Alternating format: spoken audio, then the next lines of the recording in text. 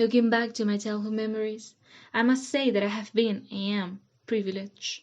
I could have been born into a working class family that lived close to a factory, but I grew up in an upper class family in a big, beautiful house. My whims have always been fulfilled, with just a "Daddy, I want this." I already had what I wanted, so I have to admit that I have always been Daddy's little darling, even today when I'm in my 20s. While I have been the center of attention for the whole family, my brother has been ignored and treated like the black sheep, which is a situation I have felt guilty about, and I tried to be good to him and appeasing father when he got angry at him. Undoubtedly, no family is perfect. Although father has been very attentive and good to me, mother, on the other hand, has been deeply cold to me.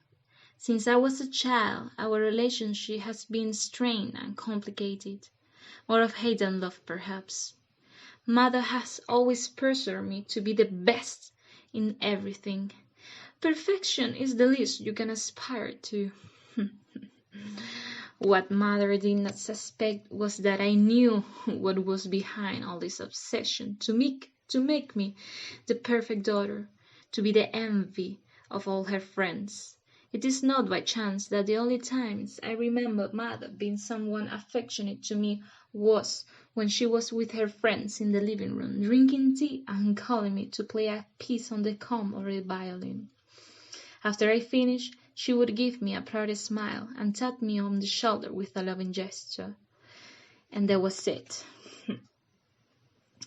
I must also add that I have had the best possible education in painting, music, piano and violin, languages, French and German, calculus, and literature. I can easily strike up a conversation with anyone at the society meetings to which my family is usually invited. Therefore, I do not hesitate to feel very proud of my education, as I have had to work very hard since I was a child. The teachers were always very strict with me, but I did not care because I wanted to be perfect to win my mother's love. From those days, I have especially a really bad memory. I overreacted that time when the French teacher pinched my arm when I made a mistake. I had father fire her and warn all the neighbors not to hire her. I still feel awful about that, and I always try to keep my temper in check. It was not fair of me to behave like that. In the last few years, I have thought a lot about my future.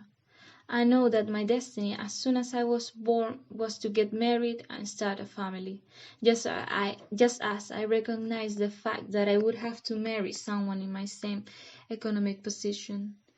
Honestly, I do not dislike that idea, because I really like Gerald, the young man I am engaged to, who seems to love me for where I truly am and is a very warm-hearted person. But it is also true that I have other ambitions. I would love to work in the company alongside father and once he dies to be able to replace him. I have never had the courage to talk about it with anyone, even my friends, for fear that they would judge me. I knew that father would never trust Eddie to run the company, but he would not leave it to me either because I am a woman. Still, after much thought, perhaps I could run the company in the shadow of Gerald, my future husband, who also comes from a family of entrepreneurs. However, if this idea does not work out, I would settle for running the mother's charity. Personally, I would like to aspire to more, but helping the people who need it most is a respectable job. I have to admit, I feel somewhat guilty when I wish I had more, when I know the reality of many other people who are starving in the streets. I cannot complain. I have money and a good family.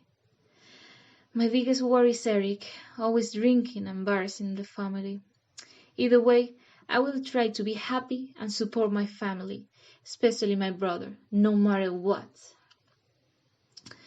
I wonder what the future holds for me.